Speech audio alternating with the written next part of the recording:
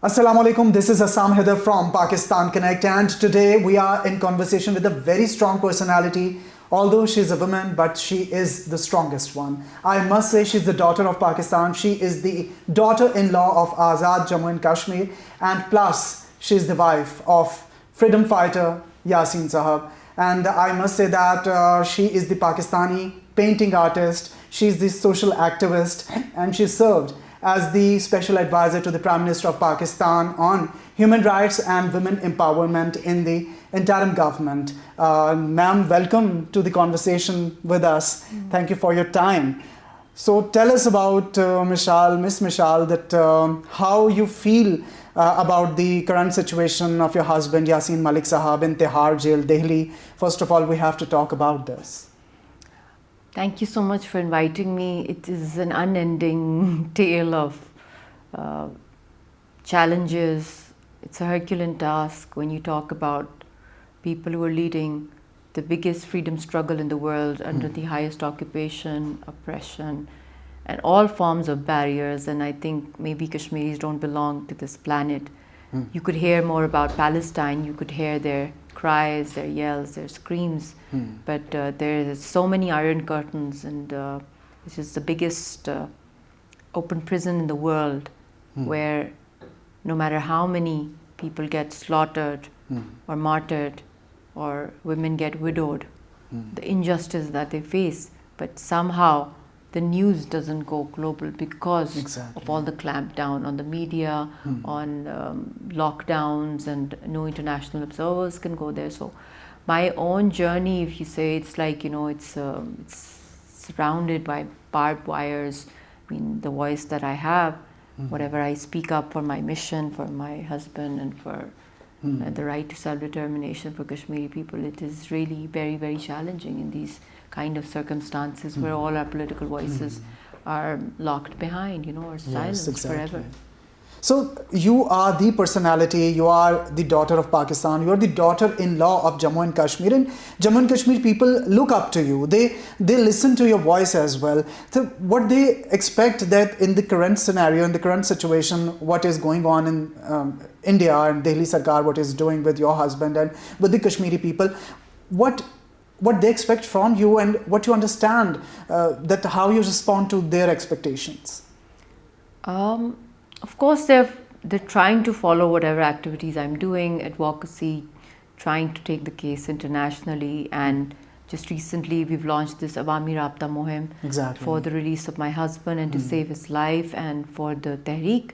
And this is first of its kind, like totally grassroots, going into the public, into the masses, directly, without any kind of protocol barriers, without even giving a call for a jalsa or a rally or a strike or anything, just going directly into the markets, into the mohallas, knocking doors, talking to people.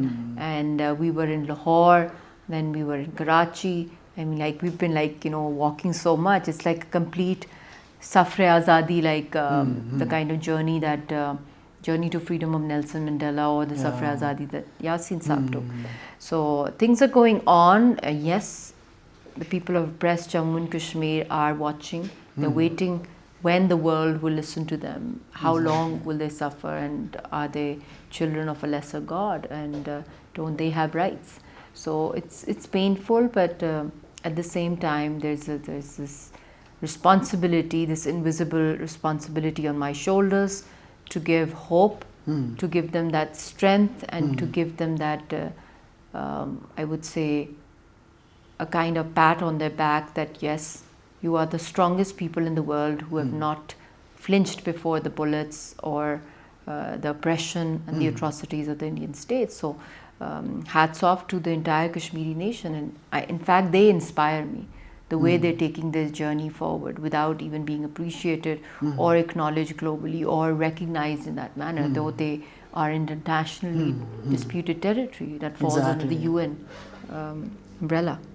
सारे जहाँ में धूम हमारी ज़ुबान की है, तो उर्दू में कुछ ऐसी बात करें कि जैसे आप अपनी अवामी तहरीक भी आपने शुरू की हुई है, आम लोगों तक आपकी बात जाए. तो मिस, اس وقت تہاڑ جیل کا کیا سچویشن ہے وہاں پر آپ کے ہسبینڈ کی؟ ان کو کیسے رکھا ہوا ہے؟ ان کو کیا کھلا پلا رہے ہیں؟ ان کو کتنا ٹارچر دے رہے ہیں؟ کوئی ایسی نیوز آپ تک پہنچ پا رہی ہے؟ کوئی ایسی خبریں جو ابھی تک آپ تک ایسی پہنچی ہیں جو آپ آج ہمارے اس پلیٹ فارم سے بتانا چاہیں؟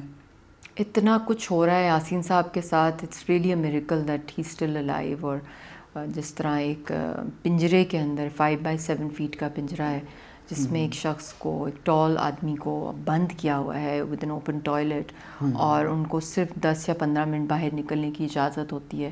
وہ اس پنجرے سے نکل کے واک کرتے ہیں, اور وہ ایک کمپاؤنڈ ہے جس کے ارد گرد 16 کمپاؤنڈز ہیں جو کہ بالکل ایمٹی ہیں. سو اٹس لائک آپ کو خود بھی پتہ ہے کیونکہ India is a signatory to the Geneva Convention on the rights of prisoners. پھر ICCPR کا بھی وہ سگنیٹری ہے, جنیوا کنونشنس کا بھی ہے, UN ریزولوشنس کا. All these basic fundamental rights. Solitary confinement in it self is a torture. ایک تو وہ ہے, بٹ فزیکلی بھی ان کو ٹارچر کیا جا رہا ہے, مارا پیٹا بھی گیا ہے ان کو وہاں پہ. یس, اوور دی ایئرس. اس کی وجہ سے وہ بہت دفعہ بھوک ہڑتال پہ بھی گئے ہیں. پھر فزیکلی نہیں ان کو کورٹ میں پروڈیوس کہیں بھی کیا گیا. اس طرح جب سزا سنانی تھی اس دن ان کو پیش کیا گیا, جس دن 2 عمر قیدیں اناؤنس کی گئیں اور رومر تھا کہ شاید پھانسی چڑھا دیا جائے گا. سو ایک وہ ہے. پھر اس کے بعد ایک ان کی فزیکل ملٹیپل ایلمنٹس ہیں, وہ بھی ایک بہت سیریس ایشو ہے, کیونکہ over the decades he is been under prolonged incarcerations, اور اس میں ان کو مارا پیٹا گیا. تو ان کا ایک جو ویلو ہے ان کے ہارٹ کا, وہ ارلی 90s میں ان کو زہر دیا جیل میں, تو بلڈ فوڈ پوائزننگ شروع ہو گئی تھی. So it got changed, it's an artificial value. تو وہ اب ان کا ایکسپائر ہو گیا پچھلے 5 سالوں سے, 5 ایئرس. تو مس, اس ساری سچویشن میں آپ لوگوں کو, آپ کے جو ان لاز ہیں, آپ کے سسرال والے ہیں, ان کو کسی کو دہلی تک جانے کی, تہاڑ جیل تک جانے کی آپ کے ہسبینڈ سے, یاسین ملک صاحب سے, ہی از اے فریڈم فائٹر, اور کشمیر کے جو لوگ ہیں جموں کشمیر کے, وہ ان کو بہت اڈور کرتے ہیں, دے لو ہم. تو ان تک ملنے کی اجازت ہے کسی کو؟ آپ لوگوں کی ایکسیس, آبویسلی آپ پاکستان میں ہیں, آپ کو تو کہہ دیا جاتا ہوگا یہ پاکستانی ہیں, یہ پاکستانی ایجنٹ ہیں, تو اس حوالے سے بھی بتائیے گا. بالکل, بہت مشکل سے ان کو ملنے کی اجازت دی جاتی ہے میری مدر ان لا کو, اور وہ بھی سال میں 1 یا 2 دفعہ بہت ہی مشکل سے. اور پھر وہ تہاڑ کا رستہ بہت کٹھن ہے, and she is very old my mother in law, تو بہت دور جاتے جاتے ویٹ کرنا, پھر ویل چیئر میں ان کو لے کے جانا, اور پھر وہاں پہ بہت سے سوال جواب ہوتے ہیں. پھر گلاس روم ہوتا ہے, پھر مل بھی نہیں سکتے بیسکلی, ان کا ہاتھ بھی نہیں لگا سکتے. اور جب بھی وہ جاتے ہیں تو ان کو کہا جاتا ہے جو پیغام, ایک تو حال تو پوچھتے ہیں, مگر میری مدر ان لا کی طرف سے یہ ہوتا ہے کہ وہ اور بھی زیادہ ویک ہو گئے ہیں فزیکلی. تو بہت جب دیکھتی ہے تو اس کا تو کلیجہ پھٹتا ہوگا کہ اس کا بیٹا ایسی حال میں ہے. اور ایک ہی بیٹا ہے ان کا, ایک ہی بیٹا ہے, اور شروع سے انہوں نے ان کی مصیبتیں ہی دیکھی ہیں یاسین نے, جو اپنی قوم کے لیے دی ہیں. تو بہت اب تو ویک ہو گئے ہیں, اور میں نے جو آپ کو ہارٹ ویلو کا بتایا وہ ایکسپائر ہو گیا ہے, اور کسی بھی وقت اٹ کین اسٹاپ. یہ تو اللہ کا کوئی معجزہ, it's continuing the heart beats. So what we demand is that urgently the family specially we demand, اور ہم نے پٹیشن بھی فائل کی تھی دہلی کے اندر کہ ان کو شفٹ کیا جائے ہاسپٹل جو اسپیشلائز فیسلٹیز ہیں کارڈیک کی. تو اس پہ بھی آیا کہ ہی کی not be shifted within Tihar ہی, جو بھی ان کو میڈیکل. اور تہاڑ جیل میں تو سب اسٹینڈرڈ ڈسپینسریز والا ماحول ہے, کوئی اسپیشلائزڈ قسم کی جو ICU ٹریٹمنٹ ہوتی ہے, اور ایک ہارٹ ویلو کو ریپلیسمنٹ کرانا, وہ وہاں پہ ہو نہیں سکتا. تو they are ready to kill ہم ان جیل اور through the prisons, through the court verdicts. اور وہ بھی آپ کو پتہ ہے کہ عدالتی قتل یہ پہلے بھی کر چکے ہیں, مقبول بٹ شہید کو سیم, اور پھر افضل گرو صاحب کے ساتھ بھی ہوا. تو this is like something which they have repeated over decades. تو مس, ان کو کھانے کے لیے کیا دیا جا رہا ہے؟ کیا گھر سے کچھ کھانا بھجوایا جا سکتا ہے, یا ان کو وہیں پہ کچھ دیتے ہیں؟ کیا یہ بھی ڈر ہے کہ سلو پوائزننگ ہو سکتی ہے؟ آف کورس, بہت دفعہ دیا بھی ہے انہوں نے ان کو, اور ان کی کڈنی کی ایلمنٹ ہو گئی ہیں, اور کافی پرابلم ہے ان کی کڈنیز کی بھی. پھر ان کو لیگ میں انفیکشن ہو جاتا ہے because it's so unhygienic جہاں ان کو رکھا ہوا ہے جس ڈیتھ سیل میں. پھر نیچرل سن لائٹ نہیں ہے, نیچرل لائٹ, وہ بھی ایک بہت بڑی ایک ٹارچر ہوتا ہے ایک انسان پہ. قید ویسے ہی ٹارچر ہے, پھر سالیٹری اوپر سے, پھر اس کے بعد فزیکل اور مینٹل اور میڈیکلی بھی ان کو جس طرح کیا جا رہا ہے. تو آل دیز فیکٹرز, اور پھر اوپر یک طرفہ ان کے خلاف فیصلے کیے جا رہے ہیں. He doesn't have a council, ان کے کاؤنسل بھی تھے, پھر ان کو بھی مسٹیریسلی جو ہے وہ بیمار ہوئے اور ڈائٹ جس طرح یہ اکثر کر دیتے ہیں کشمیری لائرس کو, ان کو مار دیتے ہیں یا ان کو اسی طرح کوئی پوائزن دے کے تاکہ وہ ایڈوکیٹ نہ کر سکے. تو پھر یاسین صاحب نے کہا کہ میں اپنا کیس خود جو ہے ایڈریس کرنا چاہتا ہوں دنیا کے سامنے, کورٹ کے سامنے. یہ رائٹ ہے ہر انسان کا, وہ رائٹ بھی نہیں ان کو دیا گیا. یاسین ملک صاحب لٹریری جو ہے وہ شخصیت کے مالک ہیں, وہ لکھتے بھی رہے ہیں اور غالباً آپ کو سینڈ بھی کرتے رہے ہیں اپنی کچھ لکھائی, اور اس کا کچھ بتائیے گا, کچھ ایسا ان کا لکھا ہوا جو آپ پڑھنا پسند کرتی ہیں یا آپ کو یاد رہتا ہے. ان کی تو بہت سی باتیں بڑی فلسافیکل اور literary and you know avid reader of books of history and lot of knowledge on religion, different religions as well in history, and Sufism, spiritualism پہ ان کا بہت انٹرسٹ ہے. So it was never a dull moment with him. جو ان کے ساتھ چاہے phone پہ بات ہو, sitting with him, it's like you learn, you get inspired, and you know always encouraging the other person also to think and to you know not the typical romantic. وہ بھی کتنا بندہ کر سکتا ہے, اس میں بھی میں نے دیکھا ہے کہ ان کو رومانٹک پوئٹری کا بہت شوق ہے. غالب کی فیض, داغ اور اقبال کی جو ریولیوشنری پوئٹری ہے وہ بہت انسپائر. آپ کوٹ بھی کرتی ہیں, وہ لازم ہے. یس, کچھ پڑھ کے سنائے نا ان کا. وہ تو فرسٹ ٹائم جب میں نے ان کی پہلی دفعہ میرے کانوں میں ان کی آواز جو گونجی تھی, that was in Punjab House, and it was Punjab House Islam Abad. it was 5th May 2005 and peace process چل رہا تھا. Okay. Sorry, 5th June 2005. Yeah. And he was reciting those verses of Faiz, and hum log thode late the, so we kind of got the back seats. And my mom was a senior leader in PMLQ, to wo ek bada ek pure country ke liye ek celebration thi Hurriyat leadership that we've only been seeing on TV, you know, since kids. They've arrived. So it was like that fan moment, you're awestruck. And then تو کیا پیچھے seats پہ بیٹھ کے آپ نے ان کے کون سے الفاظ سنے تھے؟ یہی ابھی تک یاد ہے مجھے, لازم ہے کہ ہم بھی دیکھیں گے وہ دن کہ جس کا وعدہ ہے جو لائے ازل. It was just something which went so deep into my heart and soul. ابھی بھی when I'm reciting it, وہی والا وہ throbbing impact. I don't know, I think کچھ چیزیں carved ہوتی ہیں destiny میں that they just you know draw you so close to your goal. Exactly. And you don't even know, and you keep getting drawn towards it. Destiny take you there. Yes, ایسا ہی ہوتا ہے. تو اتنی دور بیٹھے تھے کہ وہ اسٹیج پر تھے, آپ بہت پیچھے تھیں کیونکہ آپ لیٹ ہوئی تھیں, آپ کو پیچھے کی سیٹس ملیں. Yes. تب بھی کوئی انٹریکشن ہوا آپ لوگوں کا, یا کیسے آپ کا مطلب ایک دوسرے کے ساتھ آپ لوگوں کا انٹریکشن ہوا, وہ بتائیے گا. وہ بھی بالکل ہی کوئی اسکرپٹ تھی اللہ کی, بڑی خوبصورت اسکرپٹ. کا ایک مومنٹ مجھے یاد ہے. After his speech, then when the event ended, people were like thronging around him that you know we want to get your autograph and all. There were a lot of senators, ministers, اور government کے لوگ تھے بہت سے لوگ, اور opposition کے بھی. And I was just like you know really timid and shy, standing in a corner. And with my mother was hosting the event with her party colleagues, so she said, you want to meet him? And I was so shy, and he just saw us and he just waved from afar. And he saw you, and he just tore the crowd, and he walked through the crowd towards us, and people were pulling him for autographs. I don't know what attracted him. It was that's what I'm saying, is some things are just destined that you have to meet. And he came towards us, اور میں کانپ رہی تھی, and I like table پہ وہ paper پڑا ہوا تھا, and I'm like, please can you give me an autograph? You know, it was just mesmerizing every moment. Your you know destiny take him to you, and the fairy tale story was started from there actually.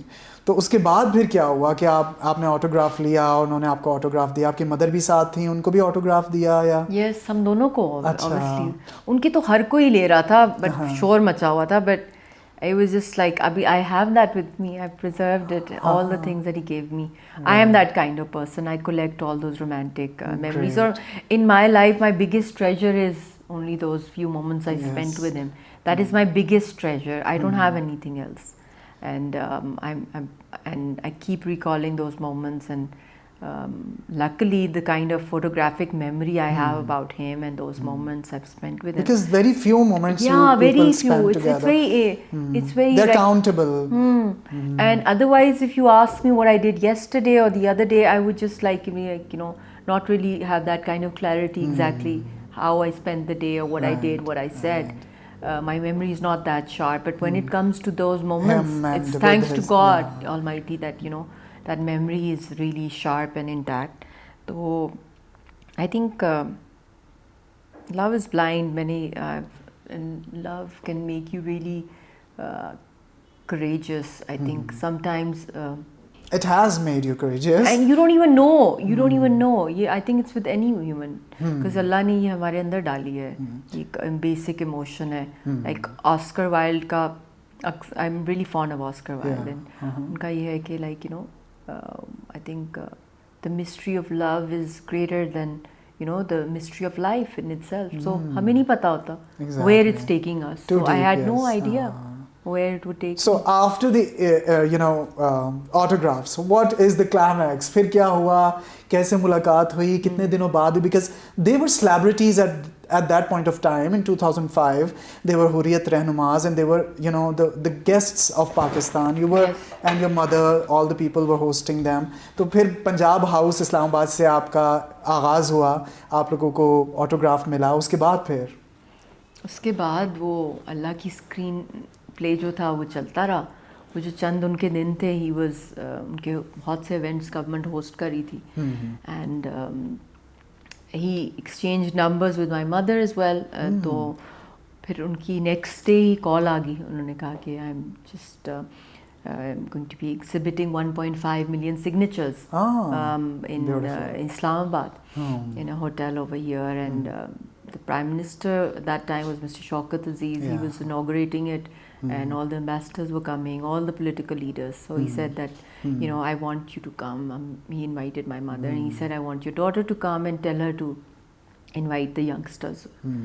So she was really excited, and he said, can I come over and visit you to give the cards? Okay. And she was like, of course. At your home? Yeah. Right, okay. Then he came over. And I was so nervous. And then you were the direct host. Oh, he was at your house. Yes, the funny part was that the cook in our house, like, वो शुरू से हमारे साथ थे. Okay. And Mehban Chacha.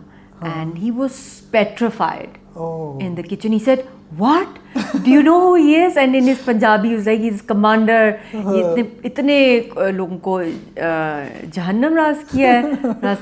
वो जो होता है ना, ये तो हाँ, yes, and he said कि ये तो पहला मुजाहिद है कश्मीर का, इससे तो पूरा इंडिया कांपता है. तो ये हमारे घर है, कहते हैं मैं तो डर रहा हूँ, मैं सर्व नहीं कर सकूँगा, बच्चा मैं नहीं सर्व कर सकता. And we're like, what, you know, I mean, somebody has to serve him. He literally freaked out and he went outside. He didn't have the courage to. And my mom said, the crisis management and the crisis management was me and my mom, but mom was totally like fine with it. She's like, why is he overreacting? You should be proud of it. Well, I went in the kitchen and made tea for him, and there was a cake. I still remember it was a strawberry cheesecake, and we got from Kitchen Cuisine. It's one of our. I remember. I'm telling you, I even remember the cutlery, crockery, everything. It's kind of crazy, but I do. But it's beautiful. Call me crazy, but I am beautiful. Crazy. Yeah. It shows your bond. It shows your loyalty towards him and the Kashmiri people. I don't know. And then when he walked in, I remember he tripped. He saw me and he tripped. And then he stood up, and I kind of like, you know, I just took him inside, and we were all like very nervous. So beautiful. And then when I served him the cake, I was cutting it, my hands were shaking, and I was like, please have it. And then he dropped the plate, and the cake fell. And then I had to clean the cake, you know, the carpet and everything. It was it's so filmy, but it's so beautiful. And he was so innocent. You know, he wasn't like those arrogant leaders. He was very innocent. Even he was nervous. He told me later on, he's like, you know, I fell in love in first glance, and in my life. He told you there at your house? No, he didn't tell me. You know, we're like not that liberal. And it was the interaction process. He told me later, much later, how he felt. Because in his life, his only mission was, he was wedded to the cause. And because maybe twice or thrice his family tried to get him engaged over the years. But unfortunately, he would get, or fortunately, I don't know, he would get arrested. And then prolonged arrest, so then those engagements could not continue. So when this peace process was happening, he kind of had hope that maybe, you know, his parents' wish was that their only son, who's only seen challenges and torture and all, he should get some kind of happiness in his life. So he saw hope in the peace process. So and the hope is you. I don't know at that time, but so he just thought that maybe you should get married. And what happened after that? Like, he dropped the plate, you cleaned the cake and all. What happened next? And then he was totally bindas, like the way, if you've seen his videos, the way he smokes, I've never seen anybody smoke like that. Okay. It's like the ashes are like, just, they don't fall in the ashtray. Just keep going, the ashes, and and the smoke is like all over the room. And then the way he talks, and then apne wo waqiye he was telling us, like jail ke, during his militant days ke, jis tarah 5th story se chhalang mari, 5 times declared dead in international media, and then something would happen, how he would get rescued, how he would start breathing again, and half bodies, facial paralysis, ahadi body crippled. Oh my God. Okay. And for many years he could not close one of his eye, and then in one of his ears they hit him with a rod, so he can't hear from one of his ears. So a man telling you all these, it's like, it's like coming out of a movie, some superhero, like a folk hero. Oh my God. Sitting in Nelson front of Mandela, you. So, I would be sitting on the carpet with the floor cushion, and he would be on the sofa. My mother sitting next to him, and, he's just telling all his waqiye and all. And we're just like, wow, just totally. I had not even in my wildest dreams thought that I will be marrying him. And I was just like a fan, like a fan. You were like just looking like, yes, wow. just that's all I remember. It's like beautiful. And then he left, obviously because they had a very tight schedule. And then the next day we went to the signature campaign. Okay. And we were like looking at all those photographs of him visiting all those villages, because he worked passionately for not just for the Kashmiris but for the region's peace. And you'll be surprised to know that because the kind of research I'm doing on him, and especially after the affidavit that's come forward, you should go through that document as well, because that is like a document of his efforts for peace for South Asia. And you're writing it? No, it's his own handwritten affidavit. Right. And I'm doing a research on the activities and all those efforts that brought both these nuclear countries towards peace.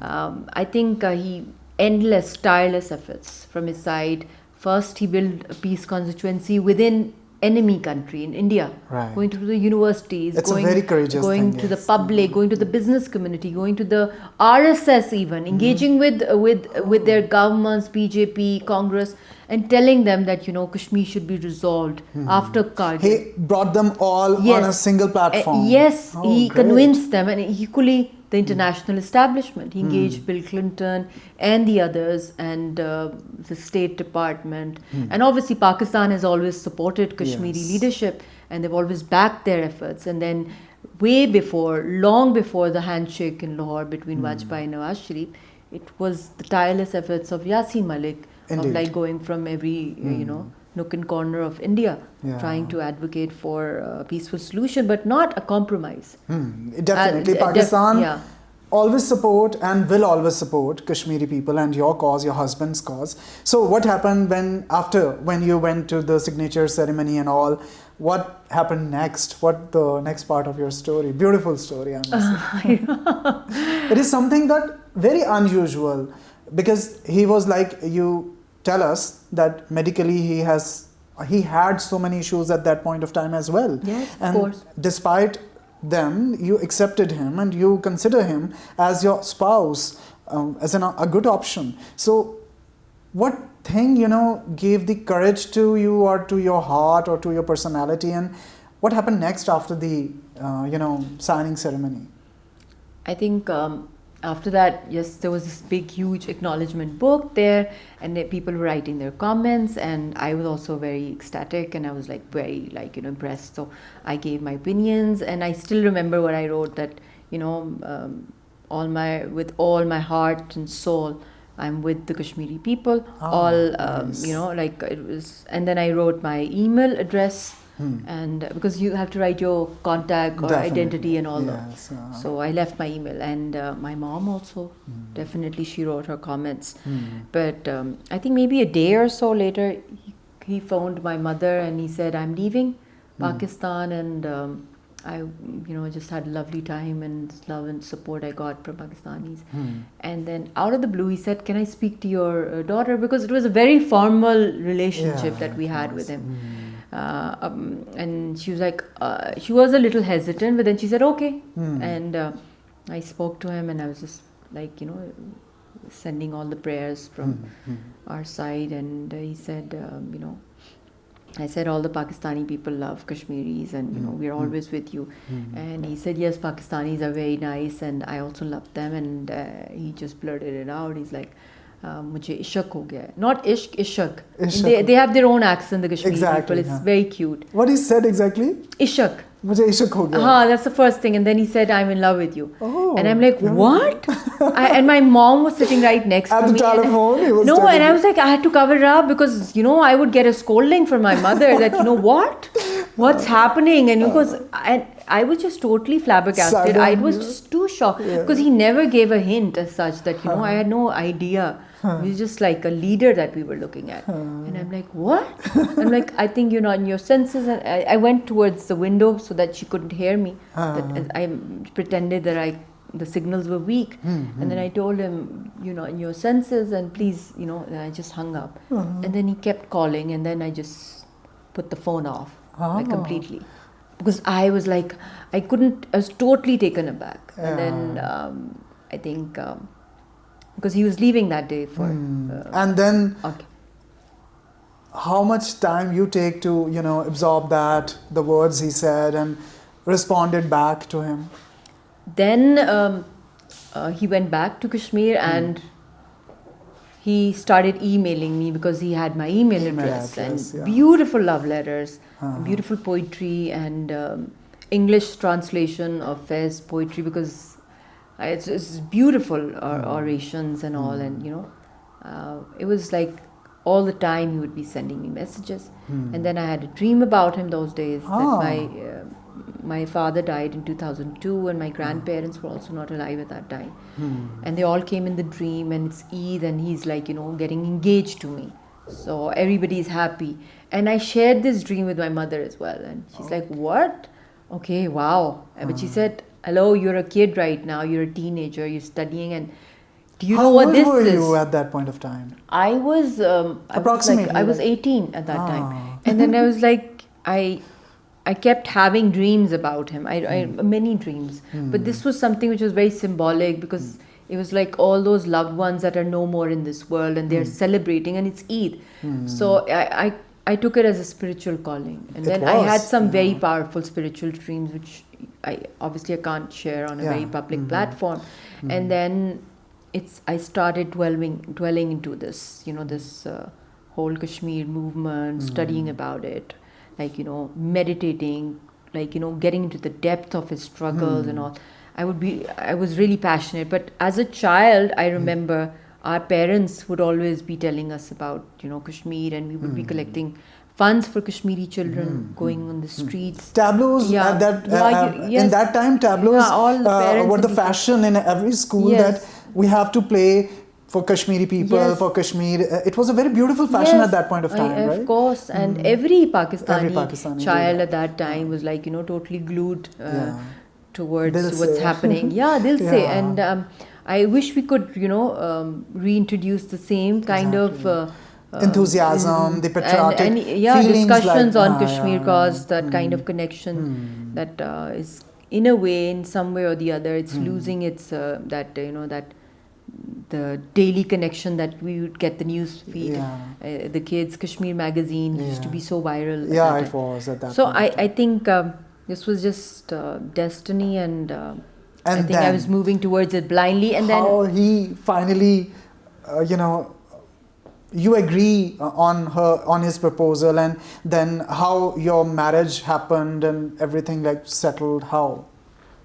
I think it was definitely a fairy tale, with barbed wires around it, and going as the first, as a bride to Kashmir, who is becomes a public figure by marrying a Hurriyat leader and becomes the first Pakistani public figure to land on that soil where, you know, over there where there's so much of army and the kind of welcome that I received each time I went there, like the whole city was out, like people, you know, like welcoming us with, you know, the way you sprinkle rose petals, they would be sprinkling dry fruit. That's part of their tradition. Like, and you know, all those streets where you would see videos and footages of martyrs and their funeral processions and slogans of Azadi. And then the daughter of Pakistan and then comes. Yeah, and then you see on that on those roads, on that soil of martyrs is happiness. It's a rare. It was a rare occasion for everyone, you know.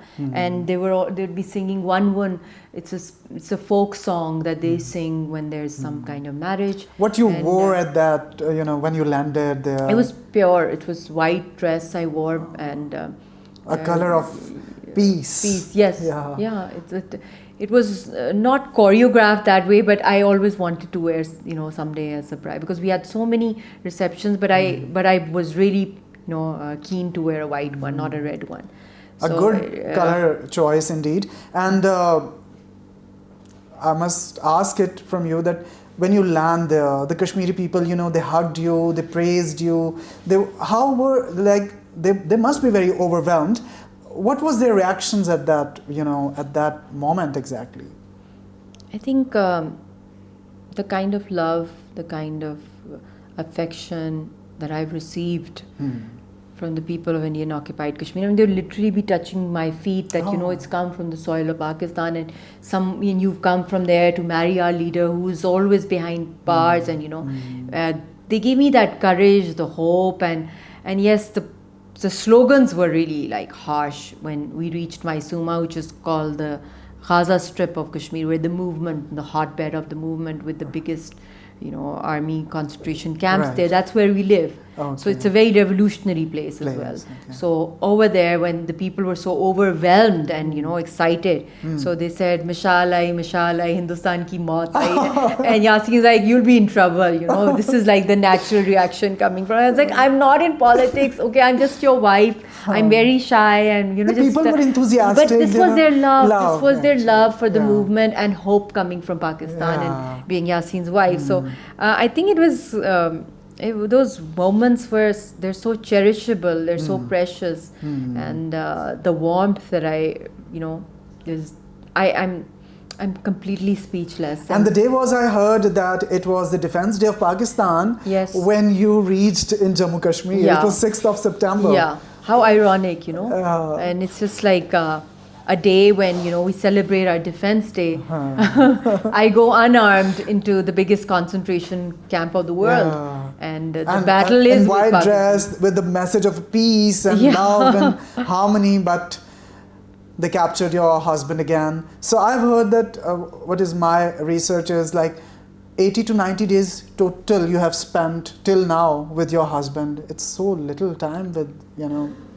I don't know. It's just like, you know, our own love story has become a battle maybe, or it's like a protest against oppression, our marriage, our wedlock, that we've hardly spent like, I have not counted the exact numbers, but maybe roughly around like, you know, maybe like 65, 75 days, not more than that, because getting a visa and going to occupied Kashmir and then being Yasin's wife, it's like, that's a long way, you know. I mean, they keep. But would the Indian government, you know, tag you, or they you know, call you like, is she the wife of Yasin Malik, or she's some spy or something?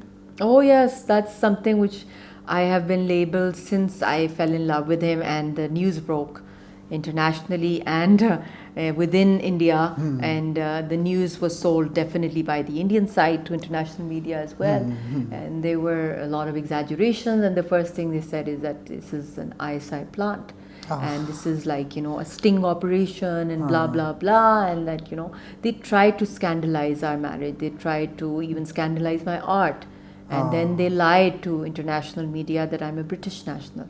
And they wanted to hide that Yasin has fallen in love with a Pakistani. Because that makes the bond, the love between Pakistanis and Kashmiris even more symbolic. Definitely. And on ground you get that symbol that this is the message of not just me but every Pakistani unconditionally loves the people of oppressed Kashmir. So when you landed on 6th of September in Jammu Kashmir at your in-laws area, what your mother-in-law, what were her reaction, because Yasin Malik is her only son, and your other relatives, your in-laws? Oh yes, this was remarkable. This was so emotional, and I remember the first time I met my mother-in-law, auntie, and Yasin calls her mummy and I call her auntie. And when she saw me for the first time, because they asked for the rishta on phone when they were performing their Hajj in Saudi Arabia. That's when they called up my mom, and they talked on the phone. But we met each other in person for the first time. So the first time she saw me and I saw her, our eyes were filled with tears, and she welcomed me in the house and she kissed my feet. And I was like, no, don't do this, don't do this. And she said, I had always wanted to do this whenever, Yasin gets married, because he has not seen even a moment of happiness. It's always, since his journey in this freedom movement, he just suffered. So this was like, I just want to thank the person who's decided to marry him, that you bring happiness in his life. But I said, don't do this. But I had no idea that she would be kissing my feet, and I was like, please. So I can't get over that. I mean, like, I just can't. I can't even imagine. Then you hugged her, kissed her. And yes, then we walked into the house, and there were thousands of people with us. And they have a very old antique house. It's a mud house. It's like almost 300 years old. Wow. Where Yasin was born. And it's a very full of love, very comfortable, but very tiny mud house. It's like a Sufi, life that Yasin leads. So, going to the same room, being married to him where Yasin was born, that's also a kind of, different, and the way the tradition, the culture, they sit on the floor, and the love, the Kangris, and the Kashmiri cuisine, and the language, everything. How are their cuisines and their dresses and everything? You love them? Yes, of course. But if you want to try a bit of their Kashmiri cuisine, there is a very good hotel. It's a very pre-partition hotel, Dilbar Hotel, in Rawalpindi as well, or even in Azad Kashmir. We do have some authentic Kashmiri chefs from Indian occupied Kashmir. I would highly recommend that you go there. Maybe I can take you someday as well. Yeah, sure. Because it's like, that they have like this royal vazwan, which you have multiple Kashmiri dishes. It's like a royal cuisine that takes the entire night to cook them, and the cook is a waza, and they're like tabak mas, gushtaba, and they're like dam aloo, and so many other things, Like, so Ms. Mushaal, what about your daughter, about the bond of Yasin Malik, you and your daughter, and how she take all this situation? I think the credit to that goes to my mother. And my mother has been practically the real mother of Razia Sultan and me, because the kind of upbringing that she's given me and to Razia especially. And Yasin has always been discussed at the dinner table, breakfast, and outings. I mean, like, not a day goes by when my mother would not be discussing his courage, his struggle, and the mission of the Kashmiri people. And there were times when Razia would get really irritated, why, all my friends, their dads are there when it's Eid, when it's, birthdays, and, why is he never there for us? So, just those kind of probing questions. And she spent, I guess, 40 to 45 days? She was a baby. So she was a baby. With him, 1.5, 2 year old the last time. So she used to speak to him on the phone, sometimes on Skype when the net would be good, through video calls. But then, for the past 6.5 years, he is in Tihar. So what is your stance on this? Have you, tried on international forums as well? Because Pakistan is with Kashmiri people. What is your next move for Mr. Yasin Malik and his release? I think it's very essential, it's very important that the world should realize the importance of peace. And the path to global and regional peace goes through Kashmir. Why? because we've seen wars around the world. I mean, I'm talking from the strategic point of view, from security point of view, from global economy's point of view, that, you know, if this issue, which is a struggle of Kashmiri people, if the Indian leadership, especially this fascist regimes, silences the peaceful leadership, like, you know, without Qaid-e-Azam, it would have been impossible to carry on the Pakistan movement. If you don't have, without Gandhi, they would not have India. Like, same goes for Nelson Mandela. So trying to make our political movement, a peaceful movement, leaderless. Look what they did with Shaheed Saeed Ali Gilani Sahab, like even with his dead body, how they, you know, they ransacked the whole house. They didn't even let the family, you know, perform his last funeral rituals. They were not part of that. So nobody can go to his grave. It's a sub-jail. So one of the top Hurriyat leaders. Same goes for Shaheed Maqbool Bhatt. Till date, his family could not get his dead body. He's still buried somewhere in Tihar. And Yasin is in that same cell where he was. And same goes for Afzal Guru and Ashraf Sarai Saab, who was the successor of Gilani Saab. He was poisoned in Jammu jail a few years back after 5th August. So all these leaders who are leading the Hurriyat, India, the current Indian state, or I would say the RSS state right now, has decided to chop them off. All the peaceful political voices. So if they're chopped off, if they're silenced, and especially the current hanging case hearings that are going on, and the next hearings on 28th of January. So if God forbid anything happens to their top leader, the public would be convinced 100% that nobody in the world is ready to listen to our democratic political voices. So the only option left for us is to pick up the gun, to start the armed struggle. And according to the 1982 clause in the United Nations, that they can pick up the weapon to defend their homeland against occupation forces. But the impact that will have, not just on Kashmir, but the region at large, because we have seen Iran-Israel war.